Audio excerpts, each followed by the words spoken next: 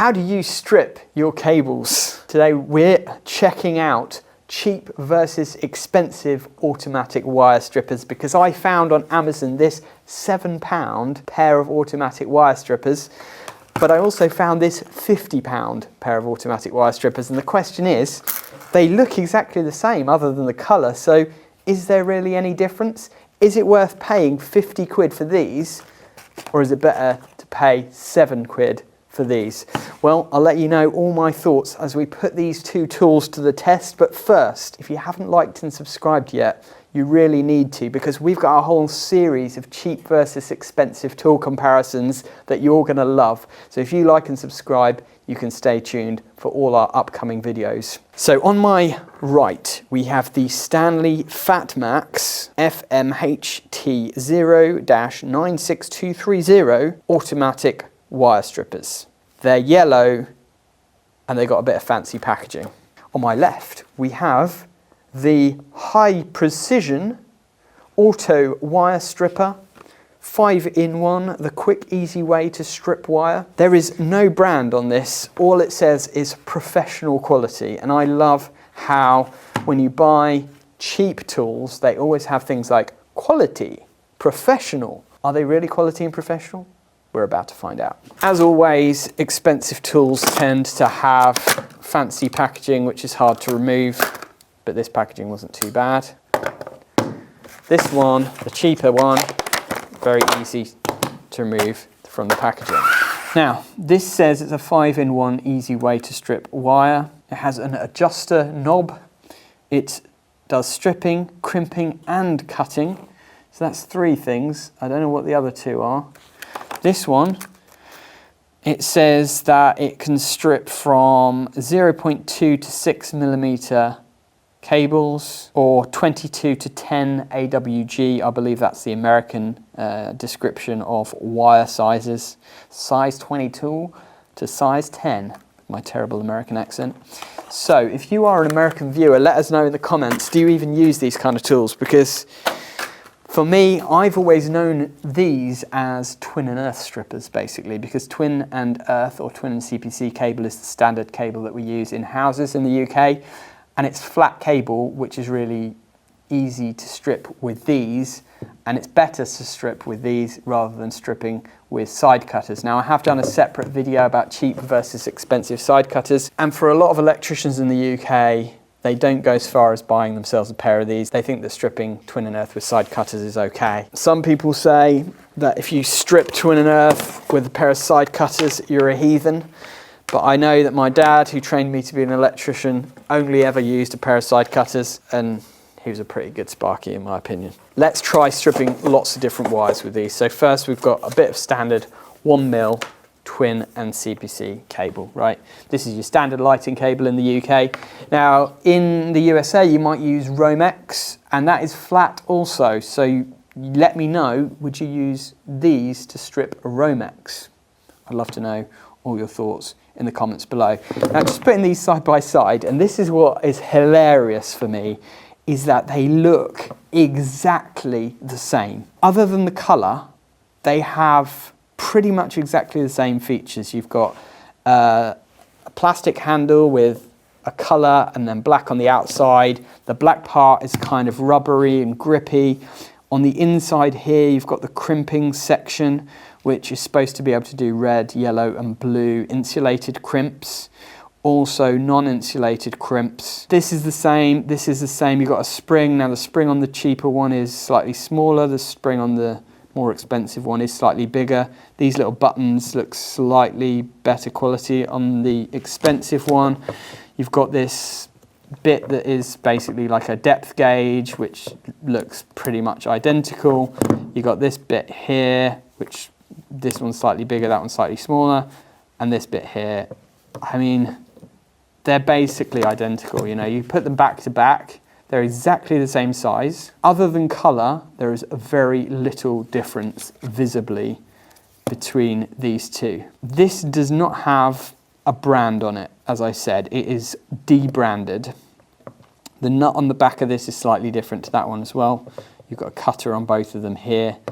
This one says patent Taiwan, USA, UK, Germany, China. So somebody's got a patent on this. However, these guys have managed to get around it and produce basically an identical product, as far as I can tell visually. But the question is it really identical, or are there some subtle differences which make it worth paying an extra £40 to get this Stanley one versus this debranded one?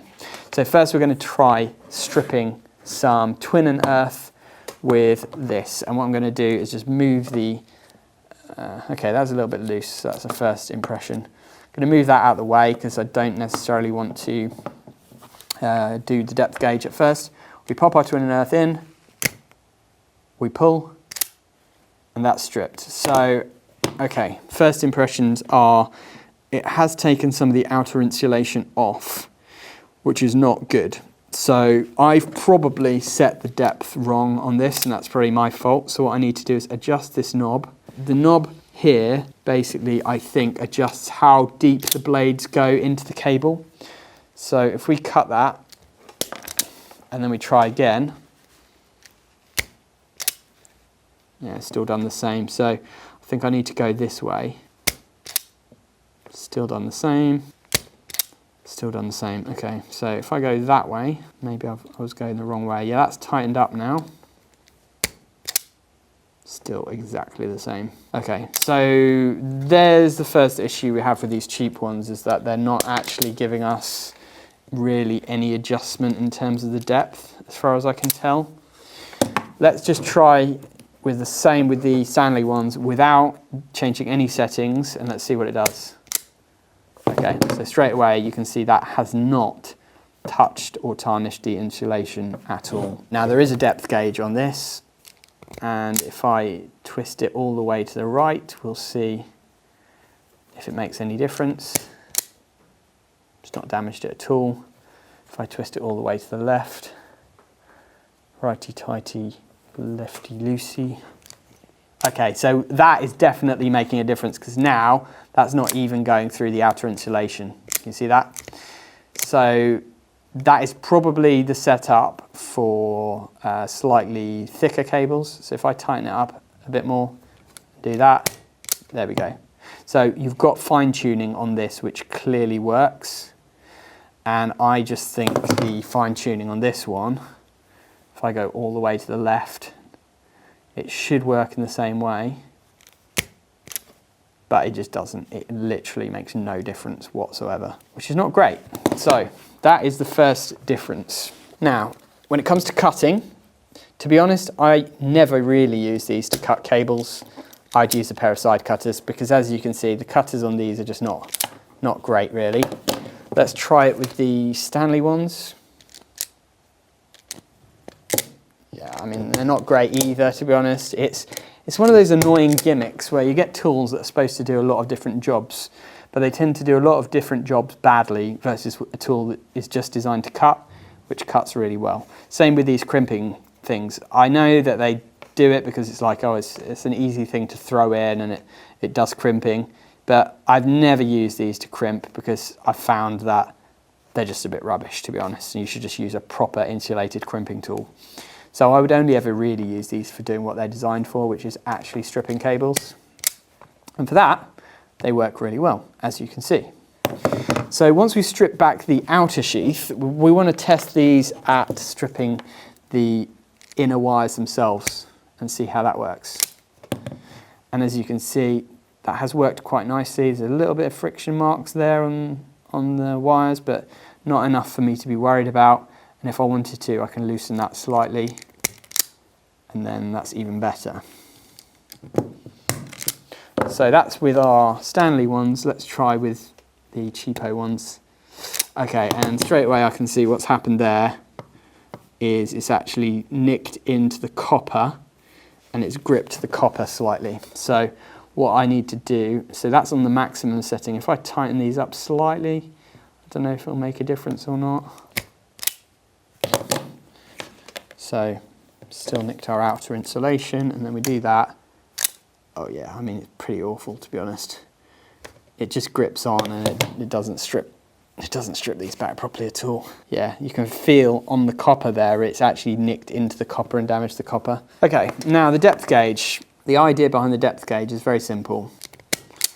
Strip your outer sheath off, and then if you've got a terminal that has a certain depth, what you can do, you've got a depth gauge here, and you can set the depth that you want to strip the conductors back to, and then it'll strip them both back to the exact depth that you want.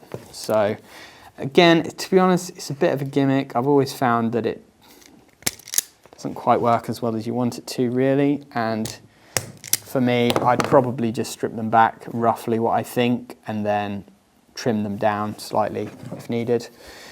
But it works, you know, it does the job. And the advantage of using a twin and earth stripper versus using side cutters is obviously with side cutters, you take this, you pull that down, you're putting strain on the CPC, so you could end up, you know, stretching it or damaging it somehow.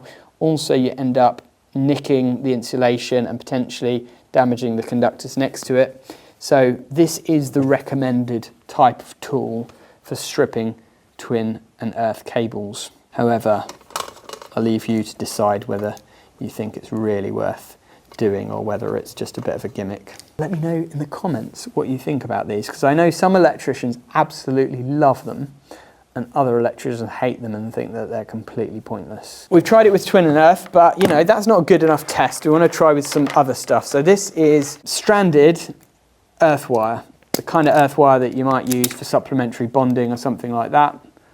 Let's give it a go with this and just see if it's any good. Okay, so again, this one is just nicked straight into the copper. It's not doing what I want it to do. It's just going to create more damage.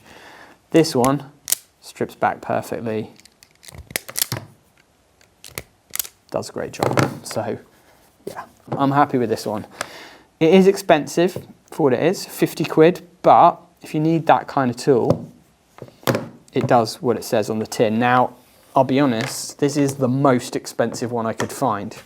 This is the cheapest one I could find. However, the one in my toolbox goes here in the middle. So this is my trusty, well-worn pair of CK wire strippers. Again, you know, they're almost identical. In fact, they're really, really close to the Stanley ones, but they are cheaper. So I'll leave a link to all three of these so you can compare. And these ones I've used for years and they do a great job. You know, you can see I've been using them for years. They still work fine. I think probably I've had these for about 6 years. The handles are a little bit worn, but they do a great job and the action is still good on them. So there we go. Really expensive.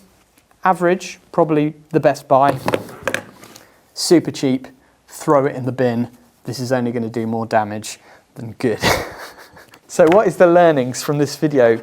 The learnings are, don't buy cheap tools. I know it's tempting. You look at it from outside the box and you go, well, why would I spend 50 quid on this when I could buy what looks to be exactly the same tool here for a lot less? But when you dive into the functions of the tool, it's the very precise engineering and tooling that goes into these that makes the difference. So you end up buying it cheap, using it a few times, and then throwing it away and buying the more expensive one, which kind of makes the cheap tool actually more expensive in the long run, especially if it damages wires and it ends up taking you more time. But again, with all of these things, I would say it just depends on how often you use it. If you're doing twin and earth stripping every single day, you might want to splash out and buy yourself this Stanley one, a little bit more expensive, but Stanley is well known for good, enduring quality tools. That being said, if you